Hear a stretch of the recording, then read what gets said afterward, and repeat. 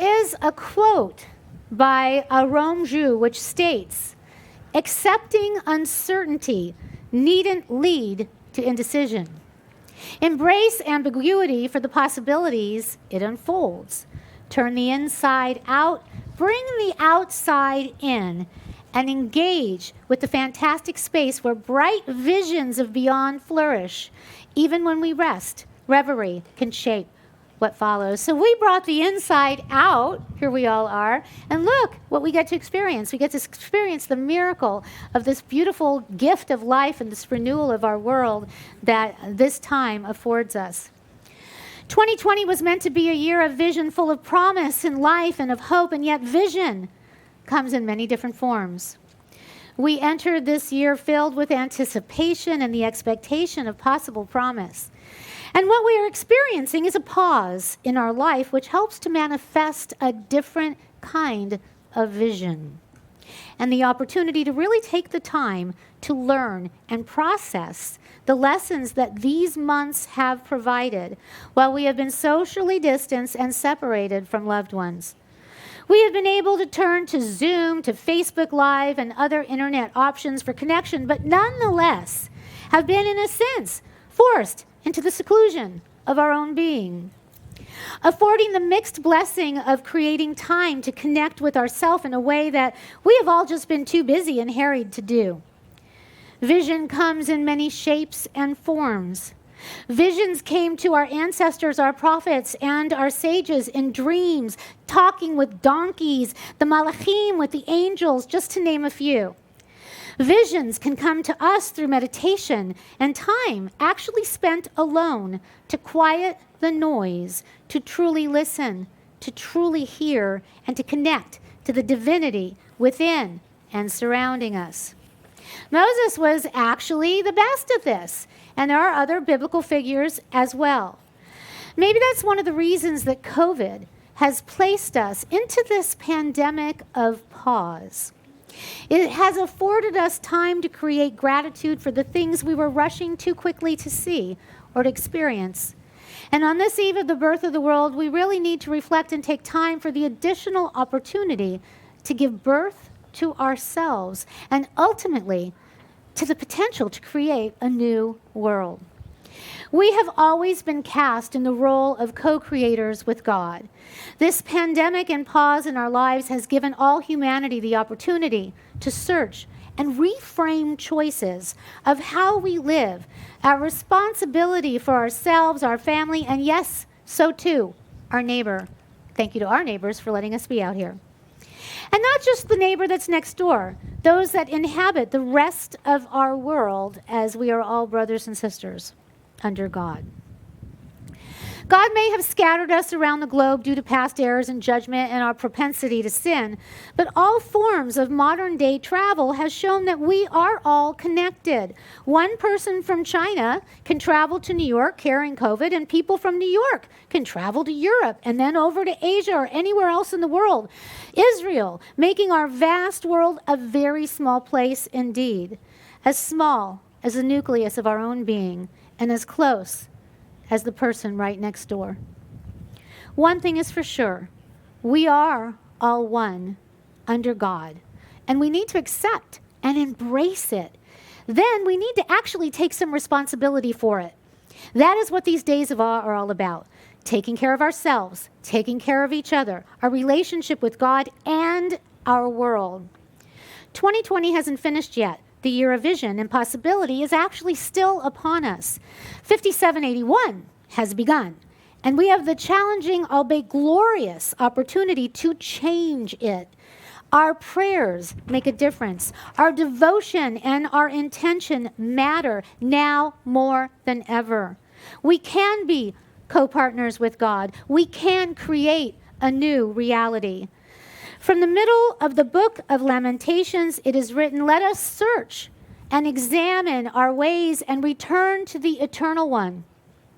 This is especially true at this time in our Judaic cycle of High Holy Day observance and the work we must do individually and collectively. Also, at a time during this pandemic that threatens to take our lives or the lives of those we love unexpectedly at any moment. We have extraordinary power available at this time to manifest a new reality for all of humanity and our world.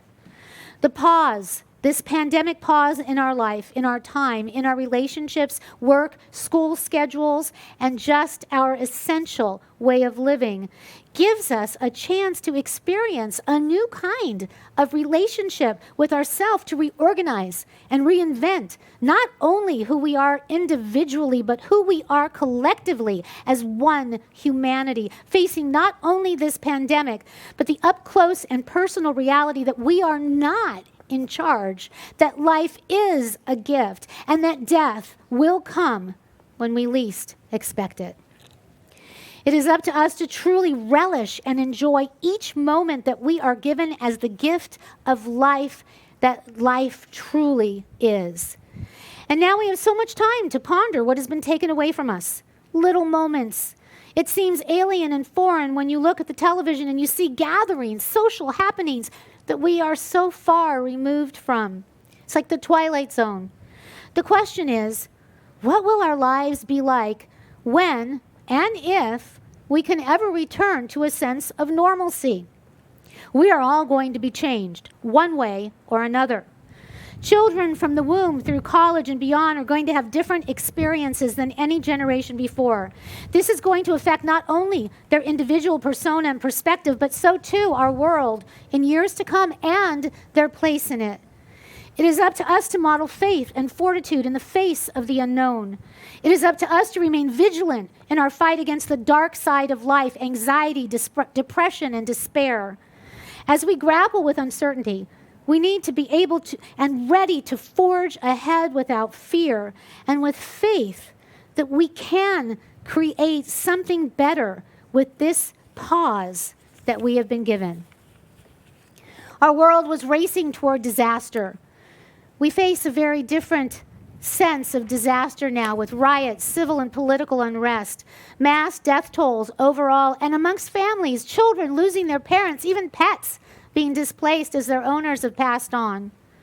Like the phoenix rising from the ashes literally, as soot has recently been falling all around us, or the Judaism that we experience now after the destruction of our two temples, the opportunity for rebirth, reconstruction, and renewal sometimes only happens to its maximum potential in the face of great destruction, calamity, or adversity. After our two temples were destroyed, we had to find a new way of relating to our worship practice. The temple, within our own sacred vessel given to us by God, was meant to carry us forward. Our internal faith and our individual practice and communal practice became commingled with the leadership of rabbis to help us process and protect the covenant of Judaism for all time.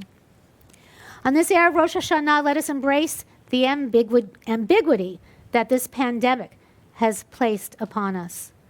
Let us accept our current reality, truly accept it, as we pray with all of our might to move on, to move through and beyond. Surrendering to the pure and the very simple truth that we are not in control, and that let go, let God never meant more than it does now, and that getting ourselves all worked up, aggravated, depressed, and in a disarray will serve absolutely no one, least of all ourselves. Whether staying safe at home or whether we are crazy busy on the front lines, remembering what our Rome Jew said, accepting uncertainty needn't lead to indecision. Embrace ambiguity for the possibilities it unfolds. Turn the inside out. Bring the outside in and engage with the fantastic space where bright visions of beyond flourish. Even when we resist, reverie can shape what follows. On this great Sabbath of rest, let us reach inside and out, sharing all that we learn, are, and then shape what can follow. The next 10 days of awe and all the days and years thereafter, let us be poised and ready to pray with our most fervent level of intensity, especially when some are distanced from our synagogue, socially, seemingly cut off, yet not, as cyberspace connects us in new and improved ways. Learning and praying together is possible, while technical challenges urge us ever forward to connect, regardless of what our inhibitions may be. Our service over these Yamim Noraim may look and feel different, but the outcome is still the same. We must pray with all of our might for redemption and renewal, not just for ourselves, but for all humanity. We are meant to be a light unto the nations. Let us take up that charge and be the light that sheds illumination on every dark corner of the human psyche and world as we collectively do our teshuvah and pray for an end to all suffering.